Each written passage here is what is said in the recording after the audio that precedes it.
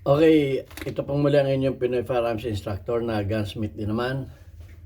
At bago tayo magpatuloy ay gusto ko lang munang basahin ang content natin ngayon na nagmula sa katanungan ni Jexy Cantara. Ang sabi ni Jexy Cantara, legal po ba ang hollow point 9mm bullet sa civilian? Okay, magandang katanungan ito dahil may mga nagsasabi ng mga pulis na ito ay bawal, pinagbabawal sa mga sibilyan. Pero dapat din natin alamin kung ano baga talaga ang legality nito. At ang ano dito ay talagang yung kung ano nakasulat sa batas.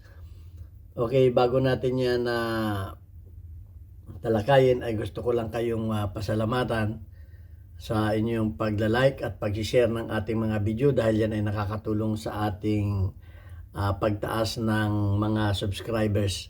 At lalo tigit maraming salamat do sa mga hindi nag-skip ng ads dahil nakakatulong naman kayo sa ating revenues na kung saan yung ating kinikita sa YouTube ay para sa ating 6 na estudyante na mga bata na anak ng mga single parent na binibigyan natin ng allowance para sila makapagpatuloy ng pag-aaral. At maraming salamat doon sa mga hindi nag-skip ng ads yan. At maraming salamat din doon sa mga nagpadala ng dyan sa ating GCash number. Nakatulong din yan. At wag po ninyong tawagan yan dahil para bumili ng ano pa man, wala po kaming ibinibinta. Yan po ay aking anak na tumatanggap lamang ng inyong mga donasyon para sa ating mga beneficiaries. At sana may mga magpadala uli para madagdagan yung ating mga bata na tinutulungan. Okay, at babasahin ko rin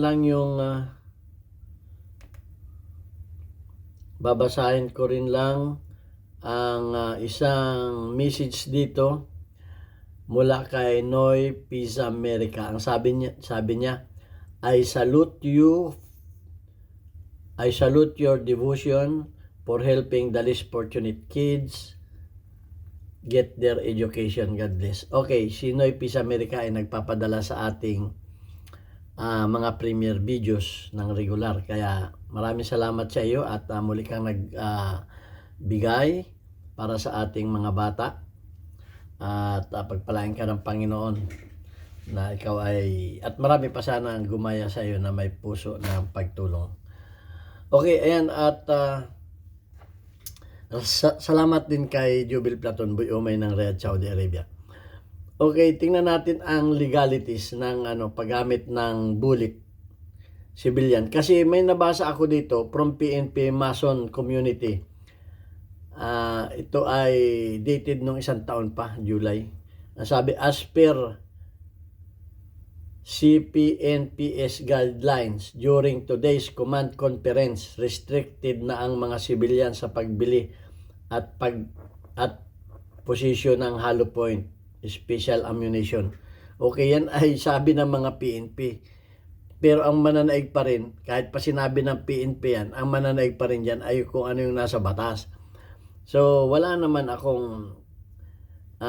pa akong nababasa na maliban lamang kung may revised penal code na yan. Kung may revised penal code na yan, ay i-share ninyo sa atin. Kasi sa aking pag-research ay wala pa. Ngayon ay babasahin ko na lamang ang batas dahil kung sasabihin ko lamang sa inyo, baka hindi kayo maniwala na ito ay baka may nagsasabi na gawa-gawa ko lamang. Pero ang alam ko sa batas ay ang mga gun owner na legal na may license ang baril ay pwedeng mag-acquire o bumili ng hanggang 50 rounds na bullet, 50 na piraso ng bala. Yun ang alam ko sa batas. Pero kasali ba diyan ang mga jacketed full metal jacket, yung mga hollow point, kasali ba diyan? Okay, basahin natin na in the Philippines, ito ang sabi sa batas. Hollow point ammunition is generally sabi not prohibited. So hindi bawal, not prohibited eh. For civilians who are legally authorized to own firearms. Yung kung ikaw ay legal na nagmamay-ari ng baril, ibig sabihin lisensyado yung baril mo, ay hindi bawal. Yan ang sabi. However, there are discussion with the Philippine National Police PNP about potentially restricting or banning the sale of special ammunition. Yan yung sinasabi. Na yung mga pulis ay ay nagre-restrict, potentially restricting or banning. Gusto nilang i-ban yung mga ganyan na bala, special na bala, yung mga hollow point. Ay mamaya tatalakayin natin kung bakit ayaw nila niyan. Which include hollow points bullet to civilians. Licensed civilians gun owners are currently allowed to possess and use hollow point ammunition for lawful purposes. Basta naayon sa batas ang iyong paggamit. Like self-defense. Pinapayagan sa self-defense. Pwede mong gamitin sa self-defense and target practice. Pwede rin mong gamitin sa target practice as long as they comply with the provision of the Republic Act number 10591.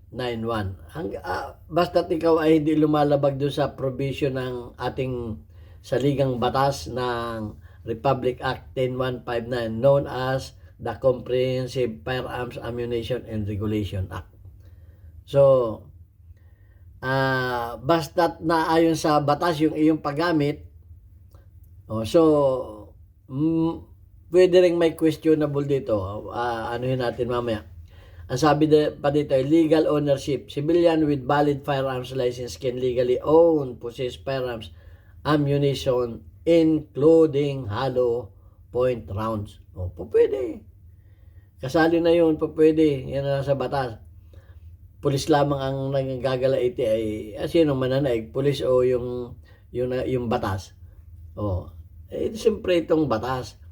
Ang sabi dito ay hollow point ammunition is permitted for activities like self-defense and target practice as long as it's within the bounds of law. Basta hindi ka umaano sa batas. Ay pag ginamit mo yan sa crime, ginamit mo yan sa murder, ay yun ang hindi saklaw ng batas. Yun ang sinasabi. Pwede sa self-defense. Pero pag ginamit mo yan sa crime, ginamit mo yan sa murder o sa homicide, may nakaaway ka, ginamit mo yan, ay may kalalagyan ka rin. So, basta nasa tama ka. Okay, ang sabi dito ay potential restriction. May mga potential restriction. There are discussion with the PNP about potentially limiting or banning the sale of hollow point ammunition to civilians, but no official ban is referred yet. Wala pang official ban. Wala pang official ban. So, pag may nabasa tayo na implementing rules and regulation, yung tinatawag natin na revised penal code, ay wala pa naman tayong nababasa eh. So, pwede pa. Ang sabi lamang ay basta't magagamit mo yan, wag mo lang gamitin yan sa kalukuhan o kasamaan. Wag mo gamitin yan sa may nakaaway ka, bigla mo na lang binaril. Okay. Sa self-defense pa pwede. Ang sabi, compliance with RA 10591. All firearms and ammunition owners, include those using hollow points rounds, must comply with the provision Republic Act number with governs firearms ammunition in the Philippines. So yun, pwede. Pwede tayong bumili, pero nagre-restrict ang mga kapulisan. Bakit po? Ang nakikita ko dito ay ito. Kung bakit nila nire-restrict ito. Ito ay opinion ko lamang dahil ang hollow point ay mahirap i-ballistic. Kasi yan, pag tumama yan ay bumubuka. So, nadideform, kumbaga. So mahirap yan i-ballistic. Kaya yan ang isang katuwiran siguro. Ito'y opinion ko lamang. Kaya ibinaba nila yan. Mahirap. Kasi sila ang nagbabalistik ng mga ano yung mga nakuha na slag binabalistik nila. Isa pa rin yan siguro. Yun lang ang nakikita ko diyan kaya inaano. Pero ang sabi dito ay wala pang batas na nagsasabi na bawal. Although inaano ng mga pulis. Dinidiscourage yung ating mga ano na wag gumamit niyan at gusto nila na iban. So yan ang nakikita ko sa batas. Pero alalahanin din natin sa self-defense ay yung tatlong elements. Ako hindi ako abogado ha. Ito ano ko lang ito. Opinion ko lang ito. Kasi ang sabi dun sa batas ay reasonable necessity of the means employed to prevent or repel it. O yung paggamit ng ano ay pag magaling ang abogado ay baka ma-question yung ano. Ay kasi ang sabi ay reasonable ba? Reasonable necessities yung paggamit diyan. Ay ang sabi ay ano, dapat yung gagamitin mo ay to prevent lamang yung ano, to prevent yung kanyang pag-aatake. O ay tama yan dahil ang hollow point ay malakas ang stopping power. Malakas ang knocking power, stopping power, malakas yan. Dahil nga ay bumubuka. So ay kung napuruhan mo usapin na nila yan. Wala na tayong pakialam yan. So yun lamang ang ano, yung parang may doubt ako dun sa pangalawang ano, elements ng ano. Pag magaling ang abogado diyan ay may questionable yan. Pag magaling, tama ba? Yung paggamit mo ng ano. So ang isa pang kagandahan sa ano, sa paggamit mo ng ano ng ito sa akin lang din ito. Opinion ko ito. Ang maganda sa paggamit ng mga hollow point sa mga matataong lugar ay hindi man yan nagtutro intro. Hindi man nagtutro intro yan. Kumbaga yan ay nananatili na lang sa katawan. Hindi na lumalampas yan. O di kung maraming tao, basta't sigurado ka doon sa iyong tinamaan, huwag ka lamang baril ng putok dyan na kung saan pumupunta yung bala mo ay hindi na yan makakaano doon sa mga halimbawa, binaril mo yung isang tao na may katabi o may nasa likod ay hindi na magtutro intro yan. Doon na yan. Hindi na lalabas yung bala niyan. Yun ang isa pang kagandahan niya sa sa mga mapapublic na lugar. Yang hollow point. So maraming diskusyon diyan. Pero ang disadvantage naman yan ay pag nasa naka-cover yung binaril mo, halimbawa nasa loob ng sasakyan o tumama yan sa bubog o tumama yan sa metal ay walang penetration power yan. Yun lamang ang diyan. Ang nakikita kong disadvantage diyan. Pero kung ang tinatanong ay yung legality, sabi sa batas ay legal Wala pa nagsasabi. Ngayon, kung may mababasa kayo na sa batas, ang nabasa lang naman natin dito yung sabi ng pulis. Ay dapat yung sinasabi ng pulis ay inaayunan ng batas yan. Okay? Dapat inaayunan ng batas yan. Kaya, mas pinaniniwalaan ko itong binasa ko dahil ito yung nasa batas.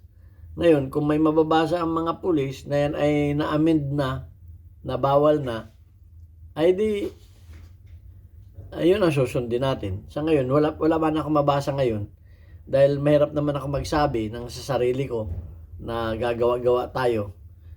Bumabasa lang tayo kung ano yung, itong lahat ay binabasa ko lang sa Google. Yung iba hindi naniniwala sa Google. Pero ito na yung sa lahat ng mga platform dito sa social media, ay ito na yung parang kapanipaniwala. Itong Google. So, Hindi naman ito sa Facebook. So ayan, bahala na kayong mag-ano dyan. Basta ito ang nabasa ko na legal. Okay, at bago natin basahin yung ating mga weekly highlights ng ating community spotlight, ay gusto ko lamang i-shout out ang mga taga ron sa amin sa Pinamalayan Oriental, Mindoro. Meron po kami dyan bagong negosyo, Papa Burgers. Doon po sa dati kong machine shop, tinayuan ng aking anak na bunso na si Elmer Jr. Yung aking machine shop ay nilagyan niya ng Papa Burgers. At mapapa burger kayo sa sarap. Sa halagang 40 pesos, sabihin lamang ninyo na kay subscribers ko ay buy one, take one. Okay, maraming salamat sa inyo sa mga taga Pinamalayan. Pasyalan ninyo yung aming burgeran dyan. Papa Burgers sa Alvarez Street, Pinamalayan, Oriental, Mindoro. Okay, maraming salamat sa inyo. At ito na yung ating community's weekly highlights of your most engaged audience members including your top commenters. Shout out kay Rag Ferns, meron kang 59 engagement. Shout out kay Nueva Prepare, meron kang 23 engagement. Shout out kay GR10, meron kang 49 engagement. Shout out kay Daniel De Guzman, meron kang 16 engagement. At shout out kay Tommy Aparachi, meron kang perfect 100 plus community spotlight. Okay, maraming salamat sa inyo. Hanggang sa muli. Sana may natutunan tayo sa ating videos. God bless us all. Mag-ingat po tayo. Maging masunod sa batas.